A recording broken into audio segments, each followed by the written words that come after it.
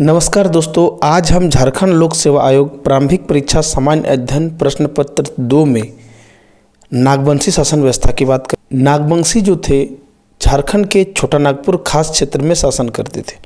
छोटा नागपुर खास का तात्पर्य है आज का रांची जिला, खूंटी जिला, गुमला जिला, लोहरदगा जिला आदि क्षेत्र। यह क्षेत्र मुंडा जनजाति बहुल क्षेत्र में आता है। आपको इस बात को ध्यान रखना है कि नागवंशी शासन व्यवस्था जो है वास्तव में मुंडा की पढ़ा शासन व्यवस्था को उन्होंने अपनाया था। तो नागवंशी शासन के जो शुरुआत हुई, नागवंशी राज की जो स्थापना हुई, इसकी पृष्ठभूमि को आपको जानना जरूरी है, तभी नागवंशी शासन व्यवस्था को हम अच्छा से समझ पाएंगे। वास्तव में झारखंड में जो राज निर्माण की जो प्रक्रिया शुरू हुई थी वो सर्वप्रथम मुंडाओं ने शुरुआत की थी। ऋषा मुंडा प्रथम जनजाति नेता थे जिसने राज निर्माण की प्रक्रिया को आगे बढ़ाया था। उसने सर्वप्रथम सुतिया पाहन नामक व्यक्ति को मुंडाओं का शासक नियुक्त कर दिया। सुतिया ने अपने काबिलियत का परिचय देते हुए नए राज्य का नामकरण सुतिया नागखंड कर दिया, जो पूरे झारखंड क्षेत्र में फैला हुआ था, और इसे पुनः 7 गढ़ों में बांट दिया। इन 7 गढ़ों को बाद में वो 21 परगनों में विभाजित कर दिया, यानी कि ये जो क्षेत्र थे पूरे झारखंड क्षेत्र को कवर करता था। मुंडाओं की अपनी शासन व्यवस्था पहले से ही विकसित थी, जिसे अपने राज व्यवस्था को चलाने के लिए काम में लाया। लेकिन एक बात ध्यान रखना है कि सुतिया पाहन के द्वारा स्थापित राज्य बहुत ज़्यादा दिन तक अस्थायी नहीं रह सका, और इसके पीछे कारण जो है झारखंड क्षेत्र में बौद्ध धर्म, जैन धर्म और आर्यों के आगमन से लगातार गैर जनजातीय आबादी बढ़ने से झारखंड में कई छोटे छोटे नए नए राजवंशों का उदय हुआ। जैसे उदाहरण के लिए छोटा नागपुर खास में नागवंशी, जिस पर भी हम बात करेंगे, पलामू के चेरो, रक्सेलो, सिंहभूम में सिंहराज, पंचेत, कांकजोल आदि।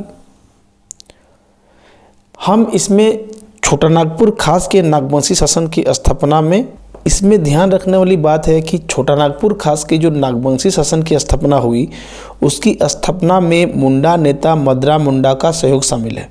मतलब नागवंशियों की स्थापना में मुंडाओं का योगदान है, उनके ही समर्थन से नागवंशी शासन की स्थापना हुई थी।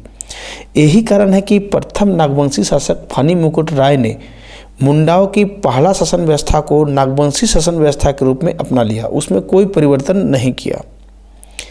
इस बात को ध्यान रखना है कि नागवंशी परंपरा के अनुसार फनी मुकुट का जन्म जो है 6400 ईस्वी में हुआ था, लेकिन विभिन्न शोध और विद्वानों के मान्य मत के अनुसार नागवंशी राज की स्थापना जो है 10वीं शताब्दी में हुआ था। हम जब झारखंड में राज निर्माण और ऐतिहासिक काल से लेकर मुगल अंग्रेज काल तक जब पढ़ेंगे तो उस समय बेहद आसानी से मैं आपको समझा दूंगा कि तार्किक रूप से समझाऊंगा कि हर राजवंश की स्थापना कैसे हुई, किस परिस्थिति में हुई। फिलहाल सिलेबस में जैसे जैसे पॉइंट में दिया हुआ उसी पॉइंट के हिसाब से मैं पढ़ने की कोशिश कर रहा हूँ। और जो पहले जनरल स्टडीज़ के पहले पेपर में जो झारखंड के इतिहास जो संचित में जानना है, उसमें ये चीज़ मैं पढ़ाऊँगा तो बताऊँगा। नागवंशी शासन व्यवस्था में पूर्व की भांति, मतलब कि जो मुंडा शासन व्यवस्था जो चल रही थी, इसमें किसी प्रकार का कोई कर, भू राजस्व या माल गुजारी आम किसानों या रैयतों से नहीं ली जाती थी। यह व्यवस्था 16वीं शताब्दी तक ऐसे ही चलते रहा, क्योंकि अभी तक नागवंशी राज बाहरी आक्रमणों से अछूता रहा था। लेकिन मुगल शासक अकबर के काल में 1585 ईस्वी में नागवंशी राज में हमला हुआ। नागवंशी शासक जो उस समय मधुकरण शाह थे या मधु सिंह जिसको बोलते हैं, उस हमले के बाद से मुगल अधीनता स्वीकार कर लिया और मालगुजारी देना स्वीकार किया। मुगल हमले के बाद से नागवंशी शासन व्यवस्था में मूलभूत परिवर्तन आया। सबसे पहला, मुगल शासक अब नागवंशी राजाओं से नजराना और बाद में मालगुजारी लेने लगे। इसके कारण से नागवंशी राजा अपने रैयतों से नियमित कर वसूल करने लगा। नागवंशी राजाओं ने अब परहा को पट्टी और मानकियों को भुईहर नाम दे दिया।